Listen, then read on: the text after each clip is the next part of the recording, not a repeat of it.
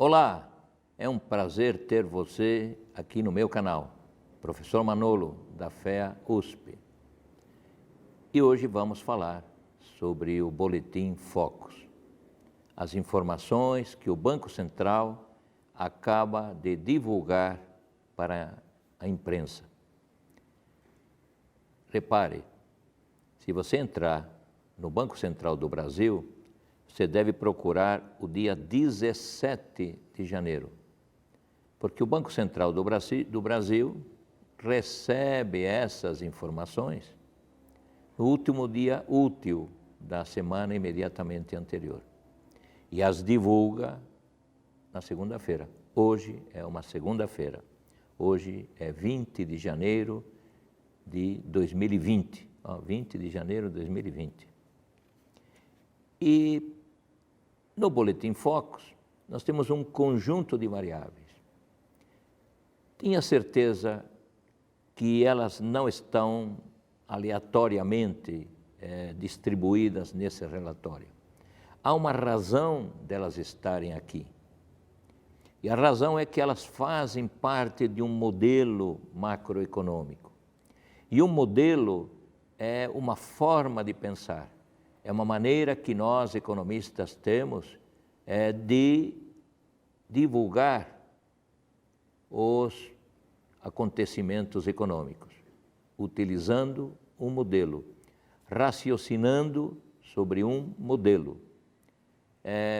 Caso o economista não tenha um modelo, ele vai se perder num cipoal de informações, porque o número de variáveis é muito elevado e sempre vamos encontrar uma relação entre duas variáveis. Vamos encontrar uma correlação entre essas duas variáveis.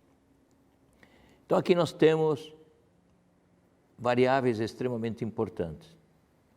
A mais importante vem a ser a questão fiscal. Qual é o tamanho da dívida pública? Quanto é que se paga de juros sobre essa dívida pública? O orçamento do governo federal, aqui é governo federal, é superavitário ou é deficitário? Ou seja, ele gasta mais do que recebe ou é o contrário? Bom, esse é o pano de fundo. Essa questão é extremamente importante neste meu modelo de pensar. Então, eu vejo aqui, analisando as últimas linhas que estão nesse Boletim Focus, eu vejo aqui uma informação, que a previsão do resultado primário, como porcentagem do PIB, está prevista, até o final do ano, fechar em 1,10%. É algo no seguinte sentido: se o PIB suponha, será de 7 trilhões, 1,1% deverá ser a parte que falta para o equilíbrio das contas do setor público. 1,1% dá perto de 77 bilhões de reais. Negativos, está faltando. Pode ser que este valor seja modificado. Olhando a linha de baixo, ainda mais embaixo, temos o resultado nominal. E o resultado nominal já engloba os juros pagos sobre a dívida pública. E esse resultado nominal está em 5,7% negativos sobre o PIB. Então, é 5,7% sobre os 7 trilhões de reais que deve ser aproximadamente o PIB para este ano de 2020, talvez um pouquinho mais. Então, a primeira relação que nós devemos ter aqui, olhando o Boletim Focus, é a quantas anda a questão fiscal. Estamos observando que não há equilíbrio nas contas do governo federal. E isso pode ser preocupante. Isto pode alterar o comportamento das outras variáveis. Esta questão felizmente, a trajetória da dívida pública de ascendente, perigosamente ascendente, felizmente ela foi eliminada graças à PEC, que mudou as regras da Previdência, ou graças à reforma da Previdência. Isso porque a relação dívida bruta sobre o PIB perigosamente estava querendo pular acima de 80%. Com estas mudanças que nós estamos observando, principalmente da reforma tributária, principalmente da reforma da Previdência,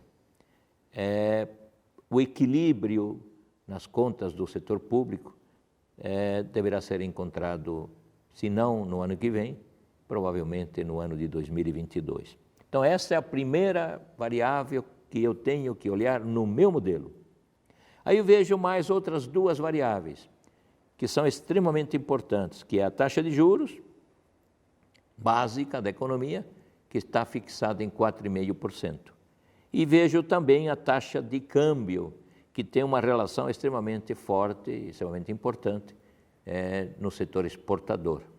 A previsão da taxa de câmbio é fechar o ano perto de R$ 4,05 por dólar.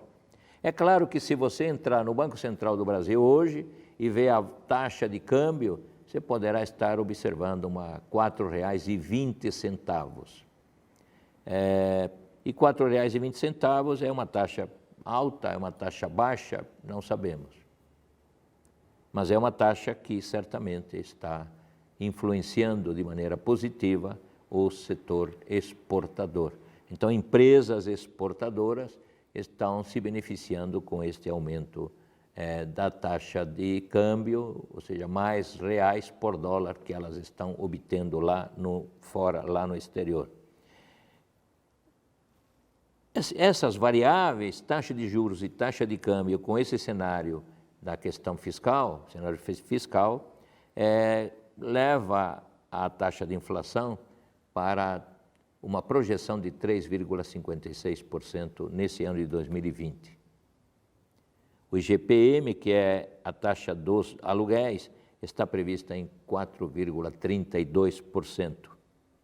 E a grande variável aqui, que tem grandes oscilações, porque não tem, digamos, maiores elementos para ser bem calculada, não chega a ser um chute, mas faltam melhores elementos para que a gente diga, olha, neste Boletim Focus há uma probabilidade muito grande da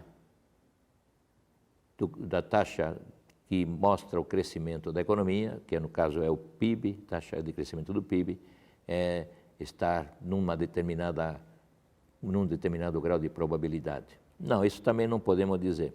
Podemos dizer que das informações que o Banco Central recebe, vamos acreditar que boa parte delas seja de boa qualidade, há uma previsão de que na mediana dessas informações vamos crescer 2,31% neste ano. O Fundo Monetário Internacional já elevou a taxa de crescimento da economia brasileira para 2,2%. Ou seja, é muito provável, sim, que a economia brasileira venha a crescer até mais do que 2,3%. Os efeitos que a taxa de juros está provocando nos mais diferentes setores da economia são muito positivos para o crescimento dos gastos de bens de consumo duráveis, principalmente de duráveis, e principalmente também para melhorarem as expectativas sobre o investimento. Sabemos que há uma relação extremamente importante entre taxa de juros, na comparação entre taxa de juros e taxa interna de retorno. À medida que as taxas de juros diminuem, projetos que antes não eram considerados rentáveis, agora passam a sê-los.